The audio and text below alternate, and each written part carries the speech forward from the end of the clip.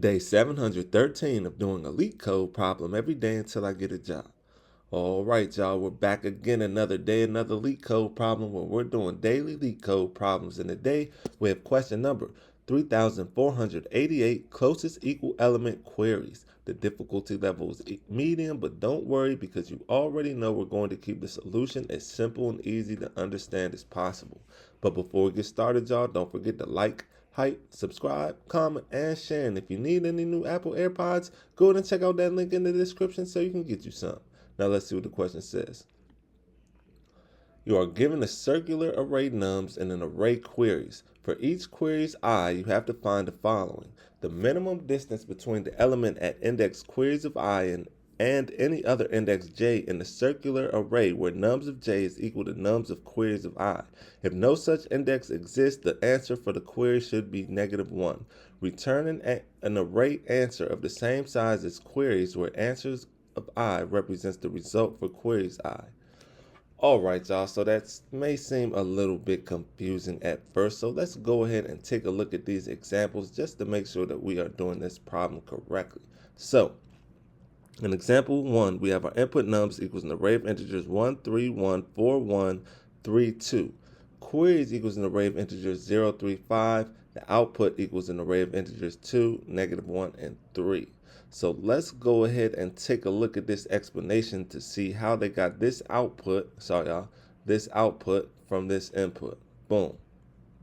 So it says queries of 0, the element at queries of 0 is equal to 0, and nums of 0 is equal to 1. So first we check queries to see what index we're looking at. So in this case, queries is 0, so we're going to check index 0 and nums.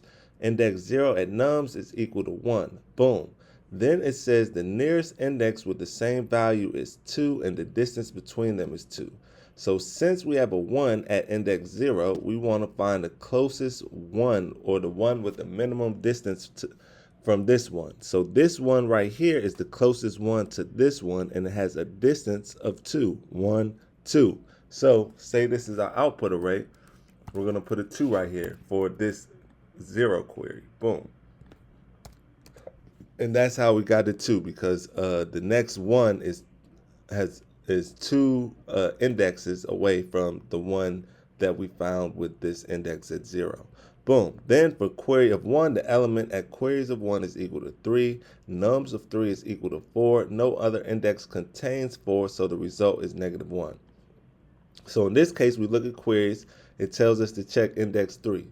We come to index 3, 0, 1, 2, 3. Boom. We come to index 3, we land on a 4. Now we're looking for the closest 4 to this 4, and we see there are no other 4s. And it says right here, if no such index exists, the answer for that query should be -1. So since no other 4 exists right here, we're just going to come over here and we can put a -1 and add that to our output. Boom, but we're not done yet because we still have this 5. So it says the element at queries of 2 equals 5, nums of 5 equals 3. So once again, we have a 5 right here in the query. That means we want to check index 5. So we go 0, 1, 2, 3, 4, 5. We land on a 3. We want to find the minimum distance to this 3. It says the nearest index with the same value is 1, so index 1, and the distance between them is 3 following the circular path. So remember up here it says this is a circular array. So we have a 3 right here. The next closest 3 is right here. If we go this way, it's going to be 1, 2, 3, 4, has a distance of 4. But if we go this way, remember it's a circle, we could go 1, then we circle around 2, 3, that had a distance of 3, and since that is the minimum distance, 3 is less than 4, then we add a 3 to our output array. Boom, so we can put a 3 over here, and that's how we got this output from this input. Now, just in case that did not make sense, let's go ahead and take a look at example 2. So in example 2, our input nums equals an array of integers 1, 2, 3, and 4. Queries equals an array of integers 0, 1, 2, and 3. Our output is -1, -1, -1, -1. Explanation says each value in nums is unique, so no index shares the same value as the queried element. The result is -1 for all queries. So say this was our output array right here.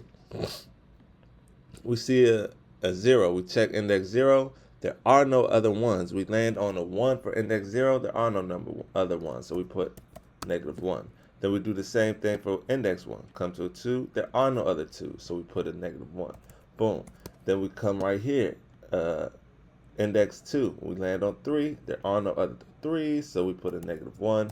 And then once again for index 3, we land on 4. There are no 4s, so we put another -1. And in the end, this is our output, matches this output. And yeah, y'all, that's how we got this output from this input.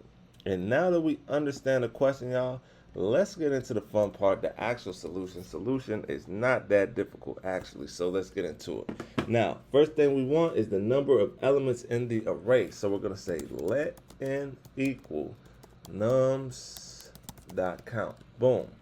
Then we want to store the minimum distance from index I to another index j, where nums of I will be equal to nums of j, and initialize n, and that's going to act like infinity, since the max possible distance will be less than n. So we're going to declare a variable called min dist, and we're going to set that equal to an array. Open up the parentheses, we're going to say repeating n, comma, count n. Boom. Now we need a dictionary to track the last seen index in the double traversal. So the key will be from nums and the last index will be the value. So we'll come underneath this. We'll declare a variable called last seen.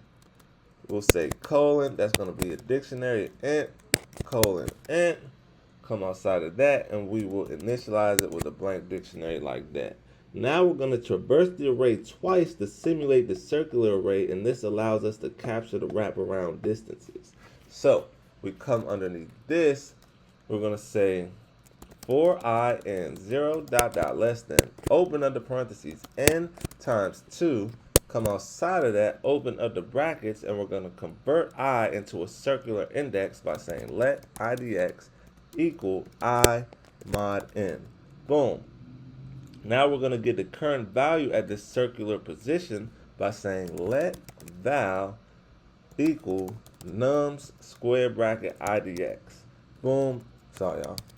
Then we'll come underneath this, and we are going to say, if we've seen the value before, we'll say if let prev equals last seen square bracket val. We'll come outside of that, open up the brackets, and the distance between the current occurrence and the previous occurrence is going to be let dist equal I minus prev. Boom. Then we're going to update the minimum distance for the current index by saying min dist square bracket idx. Come outside of that, we're going to set that equal to the min, open up the parentheses, min dist square bracket idx. Come outside of that, comma, dist. Boom. Then we're going to also update the previous index and convert it back to the circular index. So we're going to come underneath this, and we're going to say min dist square bracket prev mod n. Come outside of that, we're going to say equals min, open up the brackets, we're going to say min dist square bracket prev mod n, come outside the square bracket, comma, dist. Boom. Then we're going to update the last seen position for this value by coming underneath this, and we're going to say last seen square bracket val. We're going to set that equal to I. And then finally, we need to process the query. So for each query index, we're going to return its minimum distance, and if no valid pair was found, then we're going to return -1. So we come right here and we say return queries dot map, open up the brackets, and we're going to say min dist square bracket $0, come outside of that, equals n question mark -1 colon min dist square bracket $0, y'all. And that should be all that she wrote. Let's give it a run. Make sure it runs properly before we submit it. It's accepted, so let's go ahead and submit it.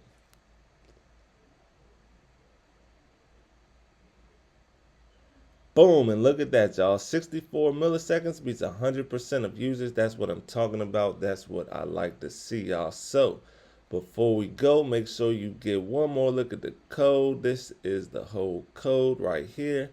And yeah, y'all, with that being said, I hope y'all learned something today, and I hope to see y'all here tomorrow for another day, another LeetCode problem. See y'all then.